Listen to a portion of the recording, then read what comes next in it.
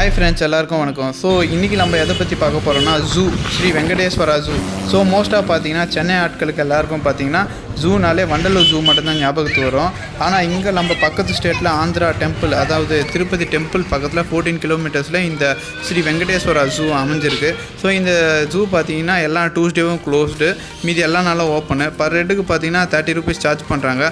So entrance உள்ளே போனோடனே பார்த்தீங்கன்னா பைக்லேருந்து எல்லாமே இருக்கும், ஃபெசிலிட்டிஸ் அரேஞ்ச் பண்ணி வச்சுருப்பாங்க.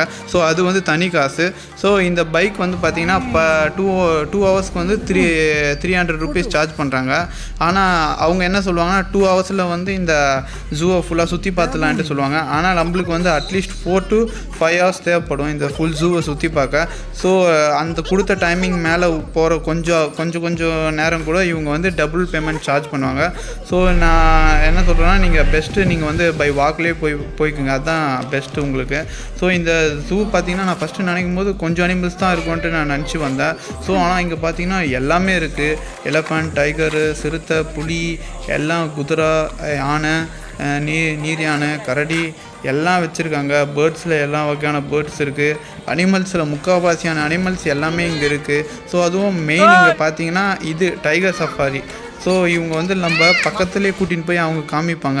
அந்த சிங்கம் பக்கத்துலேயே அந்த ஒரு கேப் மாதிரி இருக்கும், ஒரு டூரிஸ்ட் வேனு. ஸோ ஃபுல்லாக ப்ரொடெக்ஷனோடு தான் இருக்கும். ஸோ நம்ம பக்கத்துலேயே போய் பார்க்கலாம். அவங்க ஃபுல்லாக நான் அந்த எக்ஸ்பீரியன்ஸ் பண்ணது எல்லாமே போட்டிருக்கேன் பாருங்கள். ஸோ நிறைய அனிமல்ஸ் இருக்கீங்க. ஸோ அப்படி உங்களுக்கு யாருனாச்சும் இந்த மாதிரி இந்த இடத்துக்கு ட்ராவல் பண்ணோன்னா மறக்காமல் வாங்க. ஒரு நல்ல பெஸ்ட்டு பிளேஸு.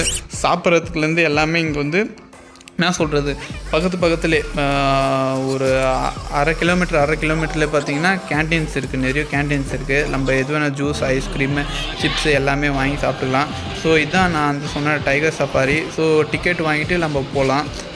நல்லா அருமையாக இருக்குது. ஸோ வீடியோ ஃபுல்லாக பாருங்கள். பிடிச்சிருந்துன்னா கமெண்ட் பண்ணுங்கள். அப்படி யாருன்னா போன அனுபவம் இருந்தால் நீங்களும் உங்கள் அனுபவத்தை வந்து நம்ம கமெண்ட் பாக்ஸில் ஷேர் பண்ணுங்கள். நன்றி, வணக்கம்.